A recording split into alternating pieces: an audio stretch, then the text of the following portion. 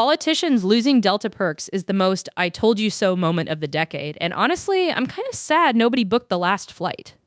Right, but they're just stealing seats from regular people who can actually afford them now. This isn't a victory, it's a redistribution of misery. Welcome to the Tab Dump. I'm Sam. And I'm Alex, and I have to say, today's lineup is... it's engineering poetry.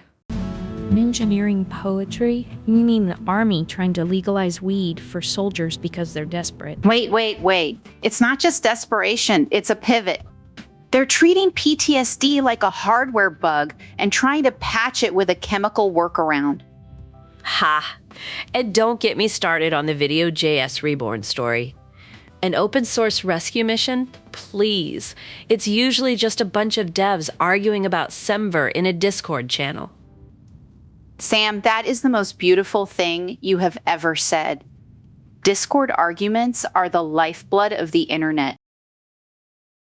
Delta just suspended travel perks for Congress. This is actually a massive deal for the system. Think about the access layer. They're throttling the admin credentials for the highest privilege users. It's like revoking root access on a misbehaving server. The architecture of power just got patched. Right, but are we talking about a hotfix or a full rewrite? It's temporary, obviously, but the signal is what matters. It's a circuit breaker. Oh, come on. It's performative outrage. It makes the average voter feel a little better while they still pay their taxes for a government that's barely functional. Who actually gets hurt? Not the reps. They have private jets. Just the staff. Wait. You're saying it doesn't work? Look, if the system allows for privilege escalation, you have to pull the plug. Even if it's temporary, it sets a precedent in the deployment pipeline. It proves the system can self-correct. Or it proves the system is broken enough that a PR stunt is the only correction available. I think you're missing the engineering beauty of it. It's a feature, not a bug. It's a bug. A really expensive one. Come on, think of the data flow. Suddenly they're standing in line. That's friction. That's a real-world latency penalty for bad behavior. Latency for who? The constituent waiting for a bill to pass? Because Congress isn't going to write better laws just because they have to wait for security screening. It's about accountability. You can't just have unlimited bandwidth. It's about optics. And honestly, it's terrible optics if the only thing that changes is which line they stand in. But the principle is that no one is above the system. The principle is that we're watching a magic trick and hoping it changes reality. From a systems perspective, this is a classic back pressure relief valve. They're hitting a hard limit on the talent pool, specifically the 18 to 24 demographic, so they're expanding the input parameters. They need to ingest older, experienced nodes into the cluster to maintain uptime. Right, but who are these experienced nodes exactly? It's the prior service guys, up to age 49. That's a massive retention fix. You sound like it's a feature. I'm looking at the comment section, and one guy says, "I've done more than enough for our crumbling government." That's not retention, that's a warning label. But think about the technical debt of not having them back. If you lose the people who understand the architecture of the system, you're just hiring juniors to debug legacy code they don't understand. And the weed policy? That's just removing a false positive filter. Wait. They were filtering out people with the integrity to tell the truth on a questionnaire. So now they're incentivizing lying? Or is it just that they've run out of honest people to recruit? No, they're just optimizing for the signal-to-noise ratio. Most people who use weed are fine.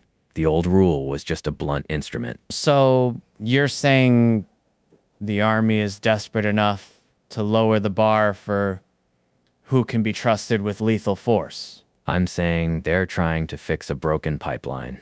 It's a pragmatic pivot, not a moral one. That's the hot take I'm worried about, Alex. This isn't pragmatic. It's a panic button. Panic or not, if you're not adapting your schema, the database crashes. They're adapting. Or they're about to crash, but they're letting in 42-year-olds who probably just want a pension and a medical discharge. Does anyone actually think this fixes the readiness gap? I think it buys them time to rebuild the engine, but yeah, it's a band-aid on a bullet hole. Exactly. This is a massive win for the protocol stack. End-to-end encryption actually worked. The EU Parliament blocked Chat Control 1.0, which means we avoided mandating client-side scanning. The architecture of WhatsApp and Signal is safe from backdoors for now. So this isn't a victory for privacy. It's a victory for a delay. They'll be back with Chat Control 2.0, and it'll be worse. Wait. You're saying the technical barrier didn't hold? No, the technical barrier held, but the political will to scan us didn't just vanish. It paused. But look at the code. They literally can't do it without breaking the math. You can't scan encrypted traffic without the key, and if you have the key, you've broken encryption. Right, but if they force you to upload the key or scan on device before encryption, the math doesn't matter. Who actually gets hurt when your photos are scanned by a server you don't trust? Okay, but the source material mentions a huge ring in the US where people with mountains of evidence against them weren't harmed. So the protecting children argument is a straw man anyway. Exactly. It's never about the children. It's about the control. And here's my hot take, one that'll get me ratioed. If you have nothing to hide, why are you scared? If you're not doing anything illegal, client-side scanning shouldn't matter. Oh, come on, that's the classic authoritarian trap. Nothing to hide means you're okay with the state seeing your medical records, your private texts, your bank photos. But if you're innocent, the scan proves it, right? Or do you think the scan is the problem? The scan is the problem because the definition of illegal changes. Remember the Delta Perk Purge we talked about? Politicians lose privileges overnight. Why should a citizen have a static definition of privacy? Fair point on the shifting goalposts, but are we ignoring the real criminals? The ones in prominent public positions silencing victims? No, and that's why this matters. If the system protects the powerful, then breaking encryption to find bad guys just makes the system more powerful, not safer. It's like putting a camera in your bedroom to catch a burglar, but then the landlord owns the footage. Right, so the victory is temporary. The architecture wins, but the politics are still coming. Temporarily. And I'll take that win. The fact that they shrunk the bundle by 88% is genuinely wild engineering. Think about the tree-shaking implications here. Finally, if you only need basic playback, you aren't dragging along 300 KB of DRM and ABR code you'll never use. It's like taking a semi-truck, removing the trailer, the engine, the seats, and leaving just the chassis. It's pure, focused performance. Ha! Right, but let's not pretend this is just a technical victory. This entire mess happened because a private equity firm bought the company, fired the maintainers, and let the project rot for years.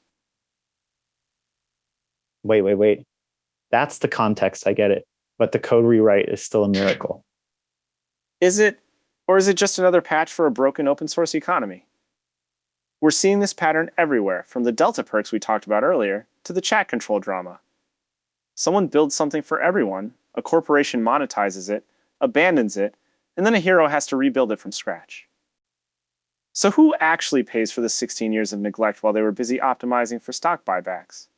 The developers, obviously. But isn't this the good kind of failure? The creator came back. Oh, come on. That's a dangerously optimistic take, Alex. I'm not saying it's perfect, but rewriting the core to be composable, that's a massive win for the ecosystem. And how many other projects are currently rotting in some PE firm's graveyard, waiting for a savior who might not exist? Okay, fair point on the graveyard, but at least the native HTML video element isn't the only option anymore for complex needs. Right, but if the simple solution requires a rewrite every decade because the business model failed, is it really simple? It's not about the business model, it's about the architecture being right this time around. I just think we're celebrating the bandage instead of asking why we keep getting cut. My pick is Video.js being saved. Seeing an open source project get the community love it deserves after being abandoned is just pure engineering poetry. Right, but that's code.